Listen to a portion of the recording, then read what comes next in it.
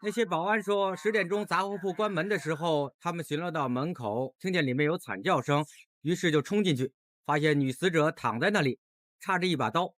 一对男女发呆地看着那个死者。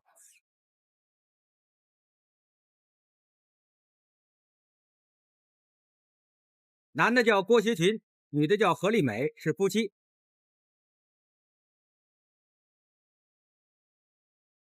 死者叫刘真真，是郭学勤的情妇。有没有目击证人啊？有个在现场的女顾客晕倒，送医院了。就是还不能问口供了。是啊。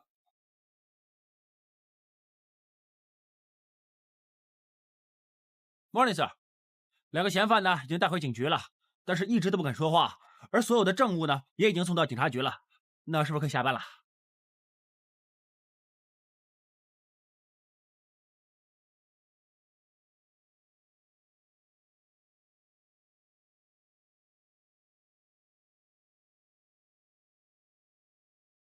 死者的手不是这样的。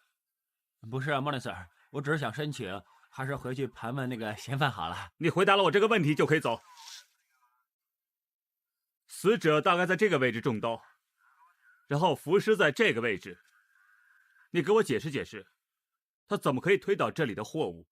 死者在中刀之后一定还发生过什么事，所以改变了他落地的位置。不过，Morning, sir，我们都已经案件重演了20多次了，从昨天重演到 morning 的 Morning, sir，你为什么还要留在这儿呢？因为在现场才可以找到更多的线索。但是我们抓到犯人了，说不定他们会认罪呢，对吧？如果他们肯认罪的话，早就认了。嫌犯开始的那几个钟头是最坚持的，你问什么也没有用。Morning, sir，你说的对。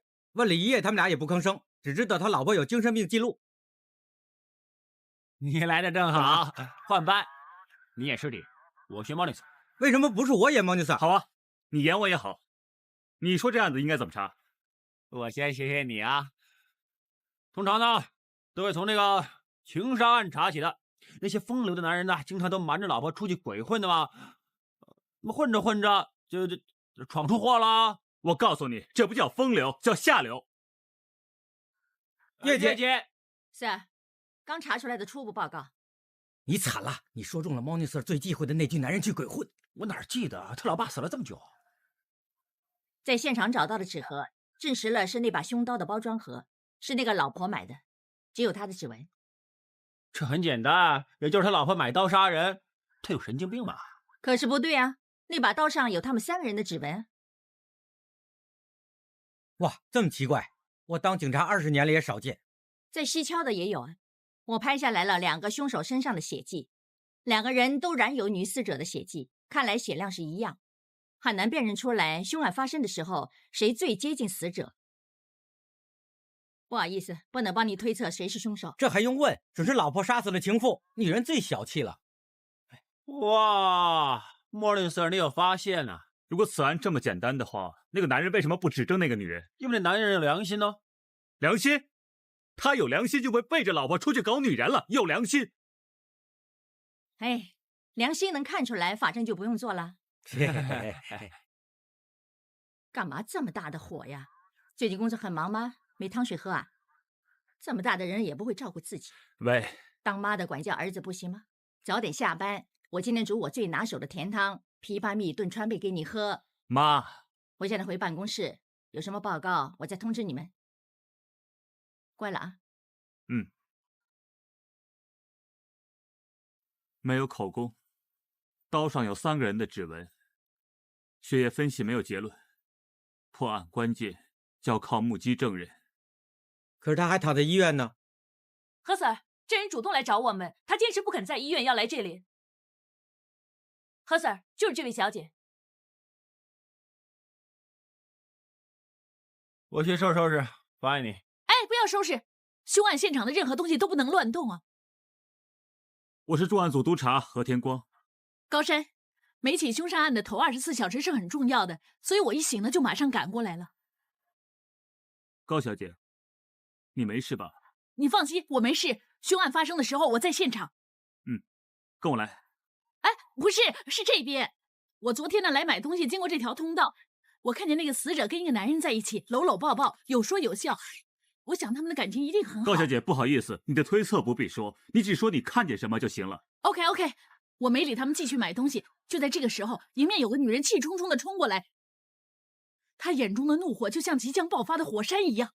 你个人主观所描述的也不必再说出来，我只需要你说出你所看见的一切就行了。OK， 她差点撞着我，我就躲了躲。突然我发现我轮椅下有东西，原来是切肉刀的包装盒。跟着我也没理会，继续买东西。但是在我买东西的时候，我突然看见刀光一闪，有人举起一把刀。我马上去隔壁的通道一看，跟着你看见什么？我一转过去就看见那个死者扑过来，他死前的怨恨和无奈，连我这个陌生人都感受得到。我肯定他的心灵创伤比肉体更大。难怪我怎么演都不像啦。然后我就晕了，可是我的脑海里一直在想。OK， 你说他扑向你才倒在地上。你刚才说看见有人挥刀，那挥刀的人是谁？我是在这个空隙中看见的。你应该可以看见那个人。从我这个高度看你就明白了。那你就是不知道他是男是女了。我知道。你怎么知道？我看见他指甲上有指甲油。是女人。我说了是老婆杀情妇嘛。他跟那个男人是夫妻吗？是啊。情杀案。我早就这么说了。是啊。1、2、3，有轮椅我就当你5秒，在这5秒钟里一定发生了很多事。是啊，他们这么吵，谁先动手？你看不见也应该听见了吧？我当时在听 MP3， 其他的没听见。看不见也听不见。高小姐，谢谢你跟我们合作。哎，没什么要问的了，真的帮不了你们呢。喂，你干什么？你别推我啊！住手！谢谢你啊！喂，我晕过去之前真的看见了。你看见什么了？那些货物全都掉下来了，我看见那对男女搂着，就像在灿烂的烟花之下，一对热恋的情人，就算面对末世纪的最后一刻，也不能把他们分开。说实话，真的很 romantic。现在有人死了，有人被拘捕，你说是 romantic？ 你这么有幻想力，不当作家真是太可惜了。我本来就是作家啊。你不会是写那些侦探小说的作家吧？哎，就是那种啊。难怪你这么有想象力。不过我告诉你，一个证人是不需要这些的。不过我所说的口供全都是事实啊，我只不过用我主观的看法给你描述一遍嘛。我就当你没编故事了。不过你的主观看法还有没必要的推测，会直接影响整件事的真确性。我说你没想象力这么死板，怎么查案才是真的？我要说的话就这么多，你信不信你自己决定。莫里斯，那我们就落案起诉他老婆了。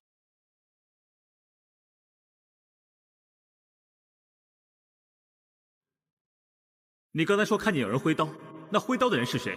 我看见他的指甲上有指甲油。是女人。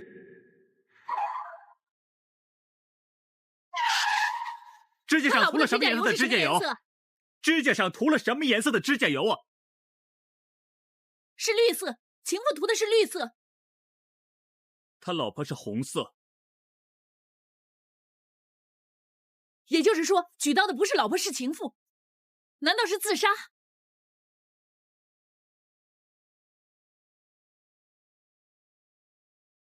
你的？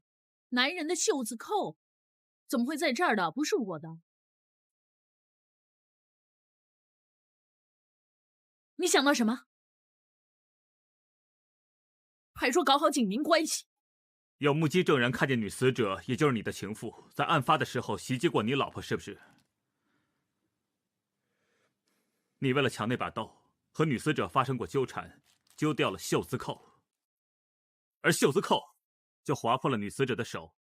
你杀完人以后，你老婆很害怕，扑过来搂着你，你衣服上的血印就印在了她的衣服上，这就是最好的证明。你出了事，你老婆还这么支持你，可是你杀了人就不肯承认，因为那把刀是他买的，他的嫌疑最大，你想让他顶罪。他有精神病，你想可以拿来做辩护的理由，你就哄他替你认罪，是不是？你以为没有目击证人，你以为不吭声就可以脱罪，但是你有没有想过，你老婆不指证你，你还想害她，你还是不是男人啊？你老婆这么爱你，对你这么好，你还出去搞女人，你知不知道你老婆多伤心啊？败类！我真没想过要杀他，我真没想过。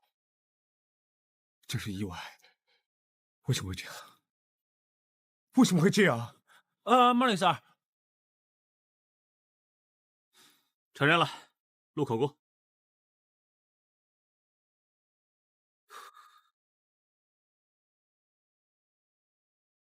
没事吧？何 Sir， 嗨，等了你很久了。好像没约你吧？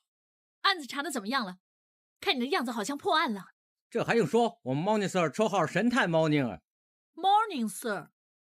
对呀，你叫何天光。Morning， 天光。案子怎么样啊？这方面我没有必要跟你说。再见。你不说，我就猜不到了吗？当然是那个老公干的，情况应该是这样。老婆知道了她老公跟那个情妇一起，非常愤怒，就买了一把刀去砍那个情妇。当她怒气冲冲冲进去的时候，就在我身边扔掉那个刀盒。她走到隔壁那条通道，看见她老公和情妇在一起，她当然忍不住就举刀砍向那个情妇，谁知道没砍中，他们两个就纠缠起来。在纠缠之间，那个情妇抢走了那把刀要砍那个老婆。就在这个时候，我就在这个位置看见了那个情妇的手举刀砍人。在最危急的关头，那个老公就想抢走情妇的刀，于是不幸的事就发生了。那个老公不小心刺中了那个情妇，那个情妇揪着那个老公的手，还扯掉了袖子扣。那个情妇终于没有力气撞向了我，那颗纽扣也就掉在我的车上。最后我也被货物撞晕了。就在这个时候，那对夫妇紧紧地搂着对方，你可以感受到当时两个人的爱终于迸发出真诚。作家就是作家，有头有尾，真会编故事。什么编呢？你要告那个男人误杀，也就是说我说对了。不错，我们的确是告那个男人误杀。 Yes， 这个案子用来写小说也不错。你的笔锋挺男性化的。我不是那些鸳鸯蝴蝶派，我写的是实况侦探小说，强劲有力的。